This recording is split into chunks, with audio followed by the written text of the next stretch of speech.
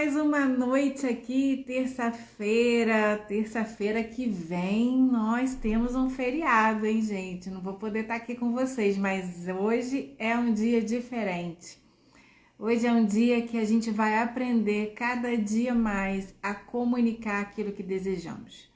Principalmente através da mediação, eu tenho aprendido a conversar com as pessoas e saber realmente a dor delas, aquilo que elas pensam, aquilo que elas sentem. Não é fácil hoje a gente simplesmente viver a vida sem se comunicar. Quando estamos trabalhando, quando estamos vendendo, quando estamos comprando, nós estamos sempre negociando. Qualquer relacionamento que você tenha daqui para frente, você vai negociar, você vai conversar e precisa das técnicas de mediar. Mas para mediar bem, você precisa ter um olhar um pouco mais atento. Não só para você mesma, mas daquilo que está em torno. E hoje é um dia especial porque nós vamos falar de política, vamos falar de ações públicas, vamos dizer como o direito público está alinhado ao propósito da mediação. Mediação é uma ferramenta de justiça. Ela busca compreender o que cada parte tem de interesse, necessidade, valores, princípios. Daí por diante, conversando com as partes, é que a justiça é estabelecida. Não é só no direito de família. Existe também mediação pública, mediação ambiental, mediação também com os casos de civis, com condomínios, vizinhança. Nós temos que aprender. O brasileiro tem essa necessidade hoje de aprender a negociar, a transformar o seu dia a dia numa negociação constante. Você precisa usar a mediação no seu dia a dia, conversar com familiares, conversar com seu chefe, conversar com seus filhos. Essa é uma geração cheia de argumentos. Nós, como pais, precisamos ter argumentos para falar com os nossos filhos. E mediar conflitos está corriqueiramente dentro do nosso dia a dia. Seja você um mediador na sua casa, venha aprender comigo também técnicas de mediação para o seu dia a dia. Entenda que é necessário mediar os seus conflitos e também reconhecer o momento que nós estamos vivendo. Nesse ano teremos eleições. As eleições são importantes para a gente reconhecer exatamente o candidato que vai nos representar, que vai tomar conta do nosso município, que vai nos representar nas câmaras de vereadores, porque é importante que tenhamos representantes para exercer políticas públicas. Nosso convidado hoje vai falar sobre o desempenho dele como procurador-geral do município de Colatina. Isso também faz parte do nosso dia a dia, porque nós podemos trazer algumas informações para o nosso município. Seja você morador de qualquer município no Brasil, dentro do ordenamento jurídico nós temos uma base, a Constituição Federal, que ela dá poderes para que a gente possa exercer as mesmas atividades em qualquer lugar do nosso território. O território municipal, ele é responsável por várias atividades. Zoneamento, políticas educacionais, também políticas de segurança local, também desempenho agrícola, desempenho econômico, empresarial, crescimentos também de investidores externos, novos entendimentos, novas técnicas para exercer o dia a dia da cidade, transporte público. Então, essas e outras áreas são importantes para o nosso dia a dia. Você não pode nunca abandonar a política. Você tem esse entendimento, essa força dentro de você. Por isso é importante que cada um de vocês estabeleça técnicas, estabeleça vivências, tenha entendimento político, porque a política pública, ela faz parte do nosso dia a dia. Empreender sem uma política favorável é um transtorno. Então é possível que cada um de nós tenhamos a habilidade hoje de exercer a política dentro do nosso condomínio, da nossa casa, da nossa família, para a gente poder, sabe, ser ouvida e também ouvir o que os outros têm a dizer. Nenhum de nós pode exercer a advocacia ou qualquer atividade de serviço se a gente não estiver se relacionando com as pessoas. E para se relacionar bem, precisa aprender técnicas e ferramentas que estão dentro da mediação. Eu queria te indicar alguns livros. O livro Como Chegar ao Sim, de Roger Fisher, William Ury e Bruce Peyton. Esse livro é super importante e está à venda, acesso a você de todas as técnicas de Harvard, como que as pessoas fazem para negociar grandes empresas, negócios, diplomacia. Isso para você é uma pérola. Aprenda a conviver com o outro e olhar o conflito de uma maneira mais ampla. Olhar de fora. O que realmente está sendo transmitido naquele conflito. Por que as pessoas estão entrando em conflito? Qual é a razão dessa guerra? Qual é a razão dessas dores? Porque nós temos na pirâmide de Maslow, é uma pirâmide que faz sobre as necessidades humanas. E na base da pirâmide existe uma necessidade de segurança, de ter um abrigo, de ter comida, de ter saúde, de exercer alguma atividade de trabalho, porque todo trabalho ele gera renda, põe comida na mesa. E essa comida, ela é exercida pelo seu trabalho como um empreendedor, como um prestador de serviço, como servidor público, e você vai colocar o alimento para sua família. Então, quando você tem um conflito no seu trabalho, você não simplesmente abandona seu trabalho. Você não vai embora da sua casa, você não abandona a sua família. Você não esquece que tem filhos, você não esquece que tem seus pais idosos no asilo. Isso não é bom para você, para sua prosperidade.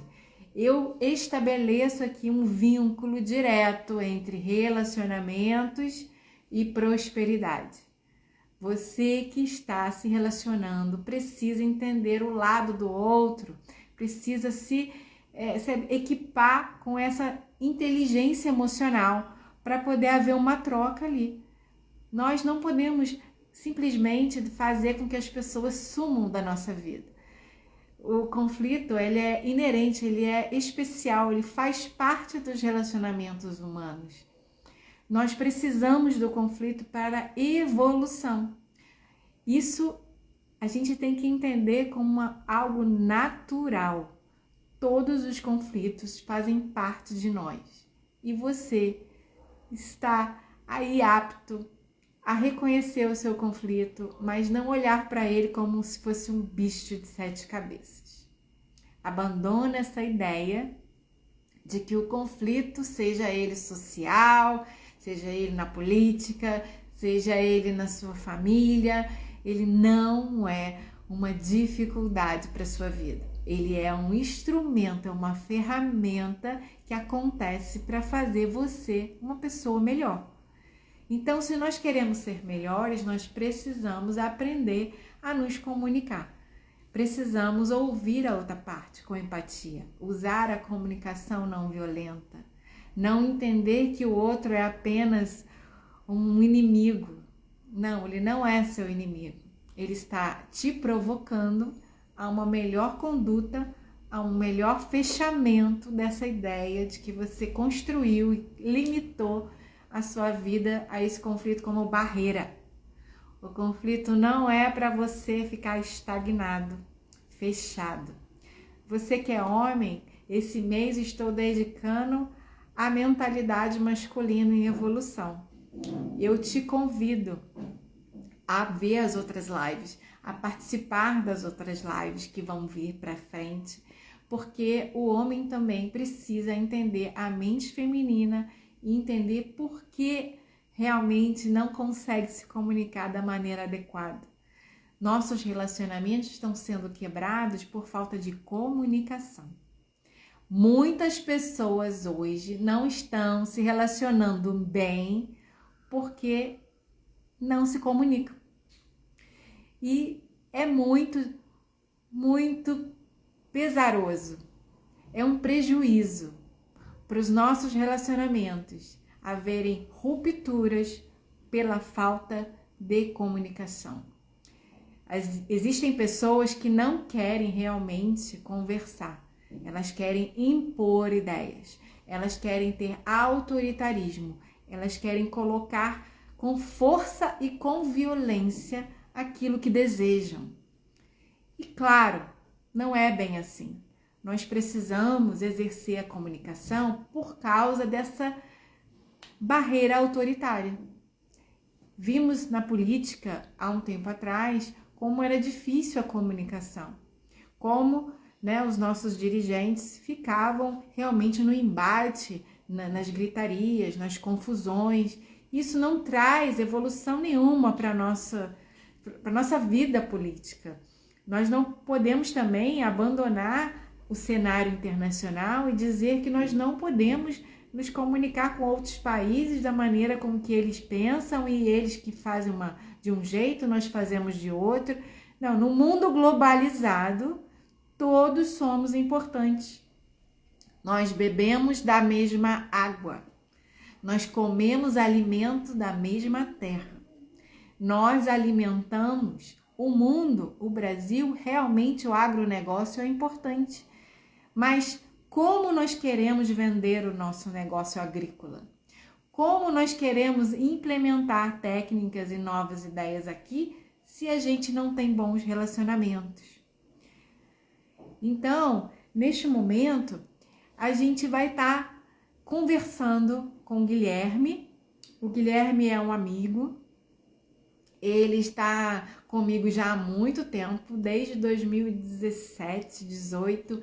Eu já, como mediadora, procurava uma pessoa para me dar uma ajuda a exercer a mediação. E entre um amigo e outro foi indicado o Dr. Guilherme, que hoje ele é procurador-geral do município de Colatina, mas ele é mediador, ele é psicanalista, sabe? Ele é professor e ele é o coordenador de uma câmara de mediação. Então, todas essas atribuições fazem com que ele seja sensível nesse momento político importante que nós estamos passando. Tem um outro livro que eu queria indicar, que é Como Chegar ao Sim com Você Mesmo. Fala sobre nossos relacionamentos interpessoais, Dá uma pincelada da técnica de Harvard no seu dia a dia. Então, se você tem interesse em saber como mediar seus conflitos dentro dos seus relacionamentos com as pessoas mais próximas a você, esse livro é um livro muito especial e pode te ajudar a se comunicar melhor nos seus relacionamentos interpessoais. Eu também tenho o meu livro, que foi lançado há pouco tempo, e se você quer ver a história de várias pessoas, várias mulheres, pessoas que foram transformadas e viram o seu mundo ser melhorado com a presença de Deus. Porque, na verdade, o que nós precisamos é, como seres humanos, entender que somos um. Nós precisamos uns dos outros. E por isso nos conectar com a fonte. Porque a fonte é Deus e não tem como a gente se unir se a gente não se unir como irmãos. Então eu vou chamar o Guilherme para que ele... Tá conseguindo, Guilherme, receber aí?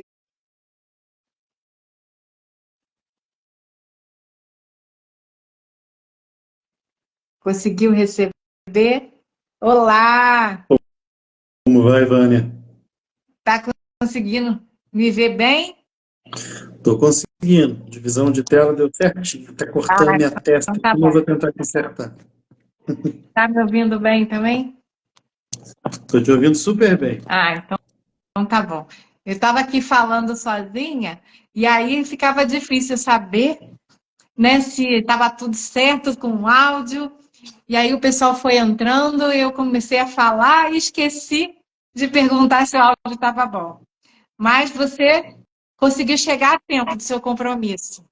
Consegui, eu estava numa área rural aqui do município de Colatina, Ah, até num evento ligado à prefeitura, é um evento até muito bacana, que já dura desde o início do mandato do prefeito aqui, e é um evento que busca reunir alguns serviços públicos comunitários, como o PROCON, Polícia Civil, para tirar o documento, né, o RG, regularização fundiária, então leva a Secretaria de Habitação e Regularização Fundiária, leva a Secretaria da Fazenda para algumas pessoas que querem saber mais do IPTU, da planta genérica de valores, serviços sociais, até aí no Rio, eu sei que a gente chamava isso de ação global, né, na época, uns 20, 15 isso, anos tem aqui atrás. mesmo. É uma espécie de ação global pelo município como agregador. E aqui a gente sempre tenta levar para comunidades e localidades que não são tão centrais, né? Justamente para levar esses serviços públicos e viabilizar para as pessoas tirarem um registro, tirarem suas dúvidas, e acabou que era mais longe do que eu imaginava. Eram 45 quilômetros, só que dos 45, 20 quilômetros de estrada de chão. Isso aí eu não imaginava.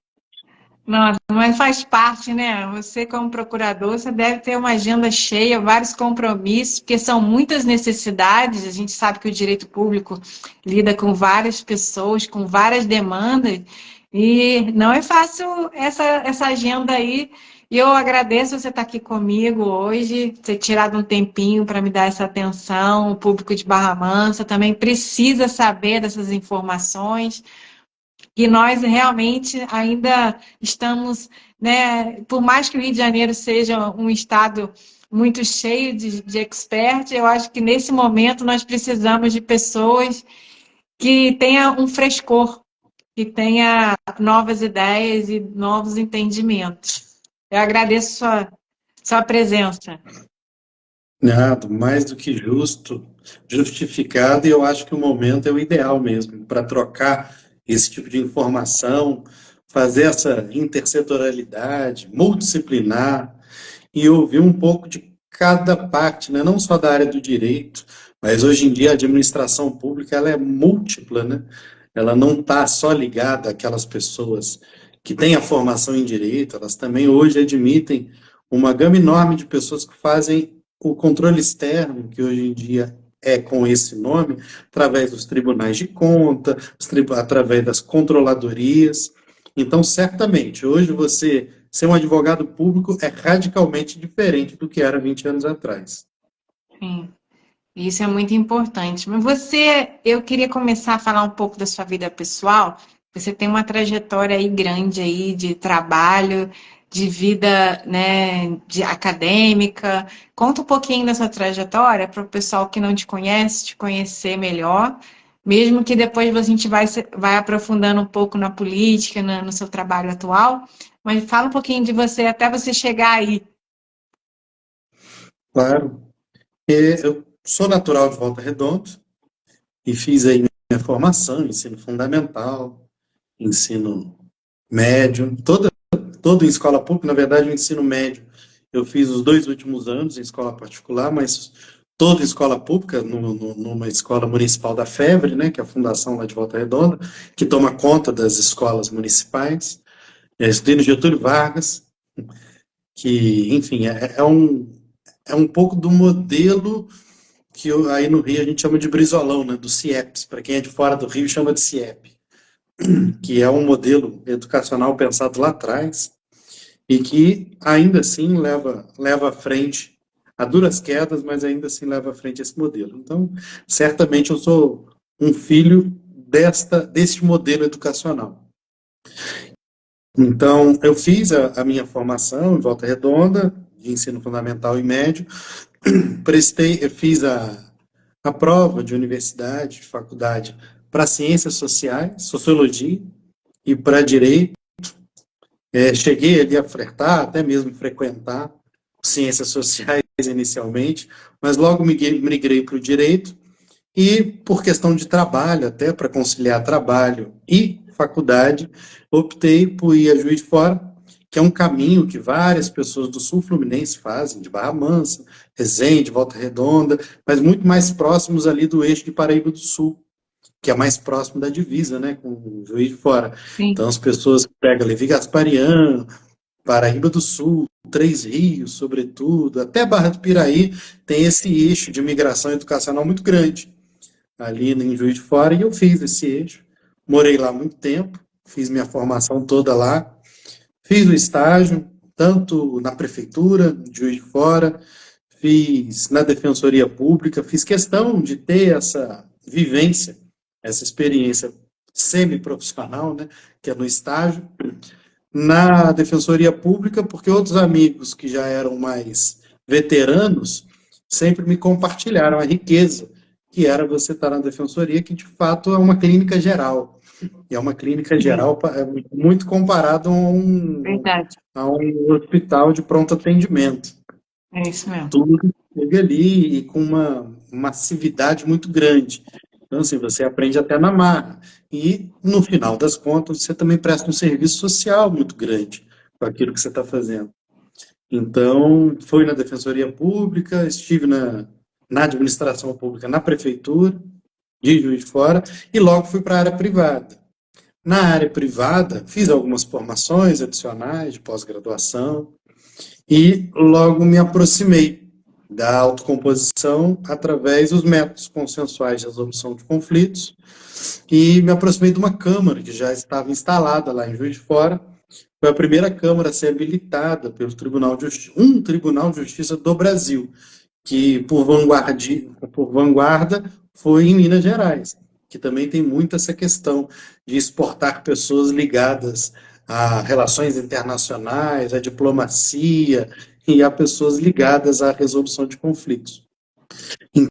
Então, eu fiz essa aproximação lá, fiz a minha formação, não ali mesmo em Juiz de Fora, fui buscar uma formação adicional em mediação, conciliação no Rio, fui a São Paulo, comecei a participar de alguns congressos e peguei, de fato, aquele início, né, que foi 2015 até 2020, que nós, ali da parte teórica da mediação, na época, chamávamos de primeiro estágio, primeira onda renovatória da mediação.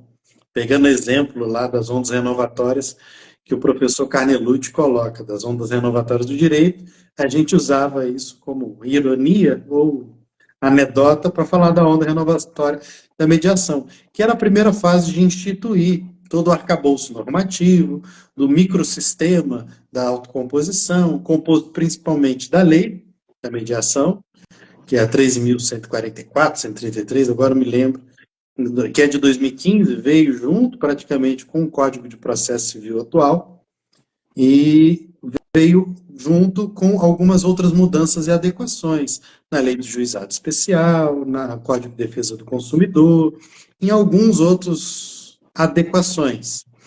Então, assim, foi a primeira leva de adequações que foram feitas e eu pude participar. Foi os primeiros congressos, foram as primeiras jornadas de direito civil relacionadas à mediação, foram os primeiros fóruns, os FONAMEX, os fóruns nacionais de mediação. Eu participei dos primeiros, então, assim, foi muito interessante ver como que o sistema brasileiro, um pouco diferente dos demais, né, ele acabou centralizando a mediação dentro do judiciário. Sim. Ela partiu do judiciário com uma norma para fim de adequar. Isso, obviamente, traz a repercussão. Hoje a gente está vendo essa repercussão, nem sempre positiva, mas, enfim, foi muito fiel início, ao que o Brasil estava querendo, né? Ao que foi pensado. Pelo menos foi colocado, que eles chamam de grande política nacional da pacificação.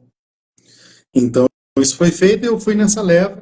Em dado momento, sentindo uma necessidade maior de aprofundar na área teórica e acadêmica, eu busquei a formação adicional no mestrado, fiz o mestrado na PUC, do Rio de Janeiro, justamente em teoria da subjetividade, teoria da Constituição e teoria constitucional para buscar essa aproximação, que era a temática mais próxima para eu desenvolver um projeto, uma dissertação ligada ao estudo das tomadas de decisão, das formas de tomada de decisão dos juízes e o quanto que isso afetaria ou não a participação dele enquanto juiz numa mediação. Então ali o nome acabou sendo um nome provocativo, né? Que é a imparcialidade ou parcialidade, pertinência ou impertinência de um juiz que se vale como mediador. Então, assim, o que essa figura híbrida do juiz mediador é nociva, bem-vinda no judiciário, no sistema brasileiro, já que a gente sabe que o sistema brasileiro ele é radicalmente voltado, centralizado na figura do juiz. Sim. Mesmo que depois a gente fez reformas e mais reformas, até de emendas constitucionais, para a gente tentar colocar um outro poder, o poder do Ministério Público, ali também como um participante central, mas ainda assim o judiciário brasileiro é radicalmente centrado na figura do juiz, até mesmo para autocomposição. Então, assim, foi essa formação. E desde lá, eu nunca larguei a advocacia privada, mantive, fui associado, depois sócio de um escritório em Juiz de Fora. Voltei para Volta Redonda uma época, em 2017, 2018, para justamente levar uma das filiais, montar uma das filiais da Câmara de Mediação, na região sul-fluminense. É a primeira Câmara de Mediação do sul-fluminense. Também tem essa vanguarda, o sul-fluminense tem um investimento em pessoas, em formação de pessoas muito forte na mediação. Temos praticamente todas as cidades centrais aí que tem fórum, elas têm os seus CEJUs, que são centros judiciários de conciliação e cidadania, né? Praticamente todas as cidades centrais têm, isso é muito importante, mostra que a cidade e a comarca investe nisso, não só na formação de conciliadores, mediadores, mas também no mínimo de triagem dos processos para serem tratados de uma maneira adequada. Não cair tudo na regra geral do judiciário, né? Regra geral das varas cíveis e das varas especializadas que tem essas comarcas. E, enfim, levei para a Volta Redonda isso. Chegamos a fazer boas parcerias na época, focando na atuação extrajudicial, muito embora sempre tivemos, desde o início da nossa Câmara, lá em 2017, uma habilitação, um credenciamento, hoje chamado de credenciamento, de um Tribunal de Justiça. Como eu falei lá no início, fomos a primeira Câmara a ter essa habilitação, que é basicamente aquelas audiências, famigeradas audiências que as pessoas vão nos juizados de conciliação, mediação, audiências preliminares, a audiência do 334, elas, ao invés de serem dentro do fórum, dentro do judiciário, o juiz confiava, ele terceirizava, né, ele confiava essa etapa processual a uma câmara privada de mediação. Eu sempre faço um paralelo a um perito, né? É como se, basicamente, o judiciário, lá no início, nos primórdios, contratasse, tivesse engenheiro, teria médico, teria tudo. Ele não terceirizava nada. Com o passar do tempo, ele viu que era possível terceirizar, fazendo uma triagem, uma metodologia para credenciar profissionais, que teria sua comprovação de habilitação técnica e confiança do juízo, para atuar como um terceirizado, só que com confiança do juízo. Ele atua ali equiparado a um servidor público do judiciário, no momento que está atuando. E é assim que eles fizeram com as câmaras de mediação. Confiaram a algumas câmaras, mediante uma metodologia de seleção, essa terceirização das audiências. E nós fomos os primeiros a ter essa terceirização, essa confiança de um Tribunal de Justiça. E junto com essa habilitação, que realmente dá uma credibilidade grande a uma Câmara, em meio a profissionais que atuam tão somente na área privada e câmaras que atuam tão somente na área privada, uma Câmara que mostra que tem esse credenciamento, que atua na área pública, na época a gente acreditava muito que isso tinha um diferencial. Ainda tem, mas na época tinha bem mais. Então, enfim, a gente espalhou, chegamos a atuar uma época simultaneamente no Rio de Janeiro, em Juiz de Fora, e em Volta Redonda e em Barra Mansa. A gente ficou aí por 4 anos atuando simultaneamente nessas áreas. Hoje a gente não tem necessariamente uma filial, uma base, mas a gente atua. Hoje facilitou muito, né, as conciliações e Hoje mediações pode ser tudo online online, também, a gente ajuda muito isso.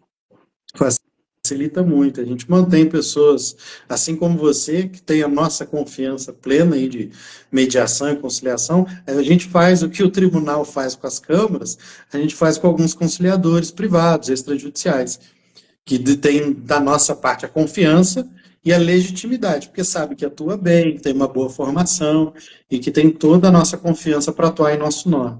Então a gente faz esse credenciamento para atuar nessa parte. E vim para cá recentemente, um desafio, depois de ter atuado também na esfera pública em Juiz de Fora, assumir essa responsabilidade aqui no município de Colatina, que é um município com mais de 100 mil habitantes, é considerado um município de médio para grande porte aqui no Espírito Santo, que é um estado menor, aqui, sobretudo em comparação com o Sudeste, né?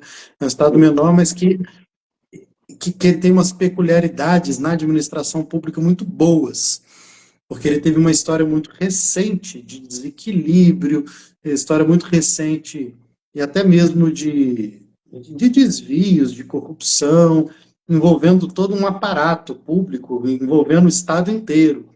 Então, assim, é como se ele tivesse passado por um choque de ordem de 40, 30 anos para cá, e isso Sim. gerou excelentes frutos. Hoje você tem gestores públicos aqui muito comprometidos com o equilíbrio fiscal, com o não comprometimento com o endividamento público, com a transparência, com o compliance, com o ESG, com o governamental. Isso tudo é muito. Os números e as medições ficaram muito seletas aqui, ao ponto da gente desenvolver, produzir, né, por conta desse período, uma série de institutos e órgãos de controle que não são da área pública, órgãos de controle que vêm da esfera privada, mas que oferecem os seus serviços para os municípios justamente para que ele tenha esse controle. Não só um controle de transparência, mas como um controle interno, né, para os servidores e para a população. Basicamente, essa formação múltipla, um pouco múltipla. Nesse meio tempo, aí uma questão muito mais pessoal, eu não fiz necessariamente para atuar, para clinicar, mas foi uma formação humanista que eu queria desenvolver, justamente por tratar com conflitos e sempre ver, enquanto mediador, que a área do direito é um percentual muito pequeno Sim, dentro de uma mediação. verdade. Então, eu sempre tive essa falta, né? Algo que me faltava enquanto profissional dentro de um tratamento do conflito, de ver que eu precisava entender um pouco mais do que as pessoas não diziam, do que elas não traziam para a mesa da Exatamente. mediação. Exatamente. E, e conversando com as pessoas, a formação tradicional mais próxima que eu vi em relação a isso, e vejo muitos mediadores fazendo esse trajeto, né? Essa ponte é uma formação em psicanálise.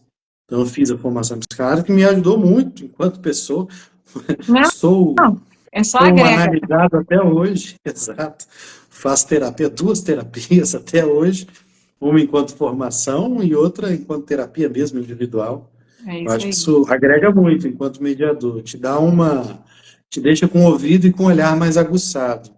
Ainda que tenhamos que separar muito que nenhuma sessão de mediação ou conciliação é uma terapia, mas você ter ferramentas de observação e de leitura de pessoas é importante.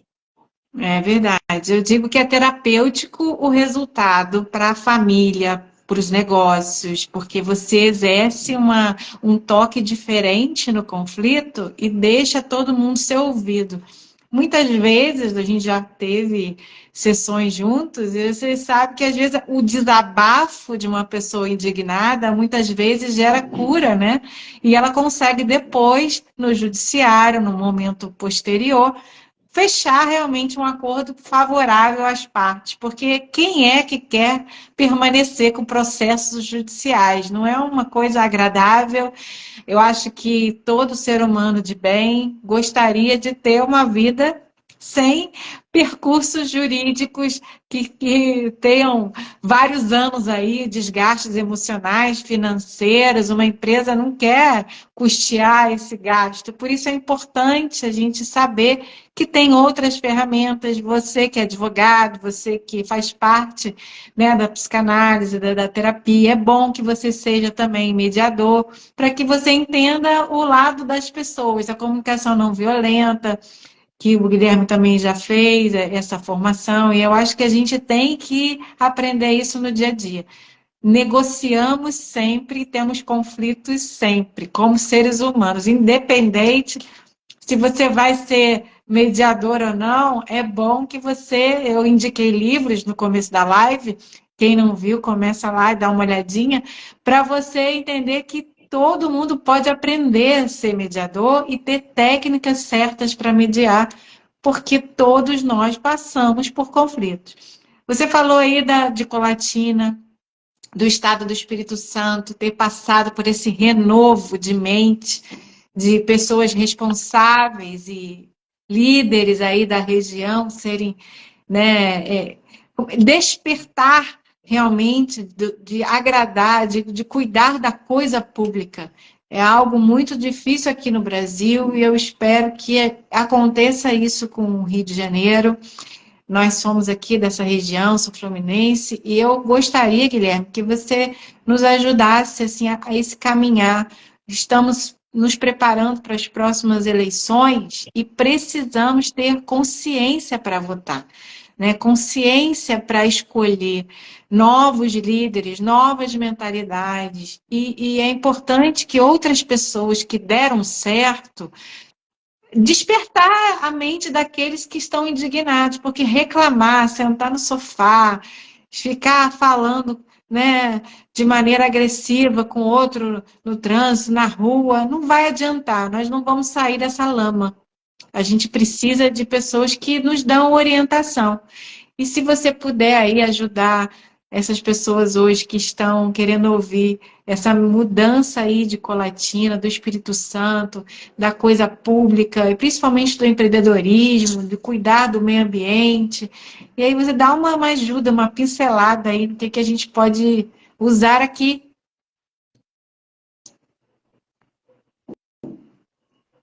Tá ouvindo? Ouvi. Acho que talvez que não, mas ouvi sim. Aproveitei para refletir sobre como começar nisso, que é basicamente conversar muito próximo das pessoas, né? E de algo que é muito do dia a dia. Porque houve muito recentemente um grande discurso que, de fato, encontrou voz na sociedade, já estava machucada e um pouco saturada da perpetuação de algumas práticas dentro da política. Então, o discurso de desgaste, de saturação, ele ficou muito forte e foi estigmatizado o papel político das pessoas. Eu não digo nem o político enquanto profissão, né, enquanto ofício. Eu digo o papel político das pessoas foi visto como algo muito ruim, como algo, principalmente não é nem ruim, como algo dispensável, como se fosse possível a nós escolher viver num meio apolítico, onde a política não exista, onde ela não nos afete de alguma maneira, e é praticamente impossível. Existem algumas profissões que o ser humano ele apenas capturou de que elas existem naturalmente e deu um nome para elas e simplesmente criou uma metodologia de formação, de graduação, mas elas existem independentemente de uma graduação, de uma faculdade, de uma escola. E eu digo que, assim, profissões como professor, você é professor a todo momento com os mais jovens, com a sua família, com seus filhos, seus netos, com seus amigos. Você é a todo momento também político em relação às pessoas que pensam diferente de você, e muitas vezes você é, sim, um conciliador numa situação em que você recebe queixas de mais de uma pessoa e você é colocado ali por um critério de respeito, de anterioridade, religioso, como uma pessoa a ser ouvida, né? A colocar ponderação. Então, assim, algumas profissões nós não escolhemos, a gente simplesmente faz, são aqueles ofícios tidos como os artesanais, aqueles ofícios que independem de formação, são naturais ao ser humano. A partir do momento que ele vive em sociedade, uma sociedade cria conflitos, conflitos para serem não necessariamente solucionados, mas vividos, experienciados, a partir deles ser geradas opções, porque a gente logo quando vê ou quando chega até nós um conflito, acha que parece até uma barata, né? Um inseto que você tem que se livrar rápido. Parece que quanto mais conflitos te envolverem, aquilo ali vai te sugar energia, vai te sugar alguma coisa que vai te fazer mal. Mas não necessariamente. Conflitos não são para serem afastados, negados, ignorados, ou para você fugir para o outro lado. Às vezes eles são para ser encarados, para ser simplesmente enxergados, às vezes só você enxergar todos os contornos de um conflito, a mera percepção de raízes, identificação e geração de consequências já te libera dele, sem você ter que fazer nada necessariamente. Então, assim, né, sobre essa questão política, enxergar de dentro da administração pública, que agora eu faço parte, é muito diferente. Assim, eu passo a tentar ter um discurso de muita paciência e de muita compreensão dessas pessoas que sempre nos levam, que estão machucadas, saturadas do meio político. Porque eu ainda percebo que esse discurso ainda está na mente das pessoas e das comunidades, que elas gostariam Verdade. simplesmente de se livrar, num passe de mágica, de toda notícia política, de todos os políticos, de todas decisões políticas, e basicamente elas se tornam praticamente libertárias e passam a achar que o Estado não serve para nada, que ele deve ser Uma anarquia, minimizado. né? Exato, ao ponto do esquecimento. E assim, a gente volta aqui às questões que foram tratadas há 120 anos atrás, que nós já, enquanto sociedade, vimos que uma parcela do Estado precisa sim de operar na sociedade, porque pelo, pela sua complexidade, pelo seu grau de divergências e multiplicidade entre pessoas, uma centralização estatal, governamental, né, hoje chamado mais de gestão, para falar mais a língua do Adequado. empreendedor, Uhum. precisa de uma gestão. Mas também essa é outra ideia que precisa ser trabalhada. A ideia que veio muito de São Paulo, acredito que quem mais agregou valor a esse tipo de ideia foi o João Dória, lá em São Paulo, de falar daquela questão de que ele não é político, ele é um gestor, e de fato ele era um gestor na área privada, e vendeu esta ideia na área pública. Só que assim, as pessoas têm que entender que um administrador público, sobretudo do executivo, ou que se coloca para receber os votos de alguém e a avaliação de alguém para o executivo, essa pessoa tem que, com certeza,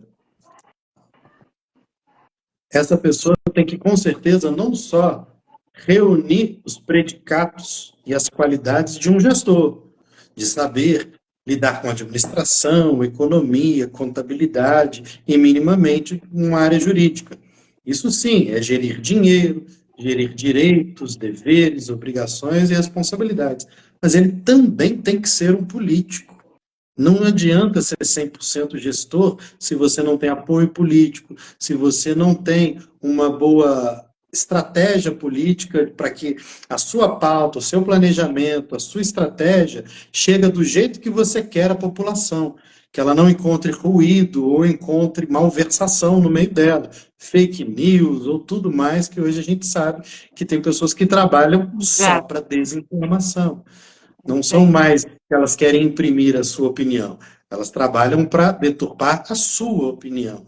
Então, assim, né, isso tudo não está em você ser um bom administrador. Está em você ser necessariamente também um bom político. Então, ainda que pareça desgastante, ainda que pareça saturado para a população, é sim necessário, porque há uma responsabilidade de cidadania dela perceber de qual é o campo que o partido opera, quais são as ideias relacionadas, não só partidárias, mas as ideias pessoais, sobretudo num nível municipal, onde a gente sabe que as pessoas elas vão viver e vão buscar, é, elas vão buscar cobrar os seus representantes é no município. É muito difícil a pessoa ter contato com o governador, É com o lógico. deputado estadual, com o presidente, com o Isso. deputado federal. Elas vivem no município, elas não vivem Vai. necessariamente no país. Quando alguém pergunta onde você mora, você não fala que você mora no Brasil, no Rio, você fala que você mora em Barra Mansa. Sim. Eu falo que eu moro em Colatina. E eu sei necessariamente, até antes de estar como procurador, eu sabia o nome de vários vereadores das cidades onde eu morava. Eu sei até hoje nomes de vereadores de Barra Mansa, de Volta Redonda, de Resende, Barra do Piraí, sei o nome dos prefeitos, mas, por exemplo, eu não sei aqui de cabeça o nome do governador do Amazonas. Então, assim, Sim, claro. por quê? Não é que não me afeta, mas Sim, é que necessariamente eu quero saber da minha vida, da minha rotina. sim, Eu quero lógico. saber quanto que vai ser o IPTU que eu vou pagar, quanto que vai ser o ISS como autônomo que eu vou recolher, qual vai ser a próxima rua asfaltada, quanto que vai terminar, começar uma ponte, quanto que vai ter a melhoramento ou não de uma passagem de nível. Isso afeta necessariamente você quando vai trabalhar, afeta o trânsito, afeta o carro que vai quebrar no buraco ou não, afeta o quanto que você vai pagar para o seu funcionário no final das contas.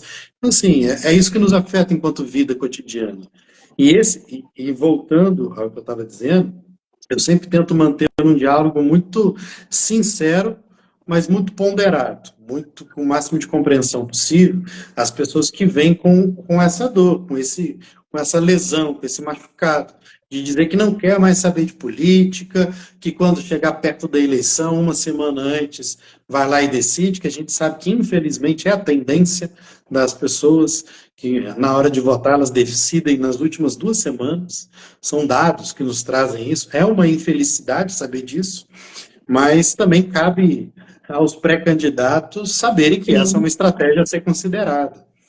claro. Então, fortalecer esse diálogo o máximo possível, é, aproveitando o porte, o perfil da cidade, que não são cidades de grandíssimo porte, como São Paulo, como Porto Alegre, como o Rio de Janeiro capital, de cidades de Mansa, como Colatina, a possibilidade de você estar frente a frente, pessoalmente com o eleitor, poder passar nos bairros e conversar, isso faz muita diferença. Isso não está muito longe de ser demagogia. Isso é exatamente o contrário, porque geralmente, quando essas pessoas vão, elas mais ouvem do que falam.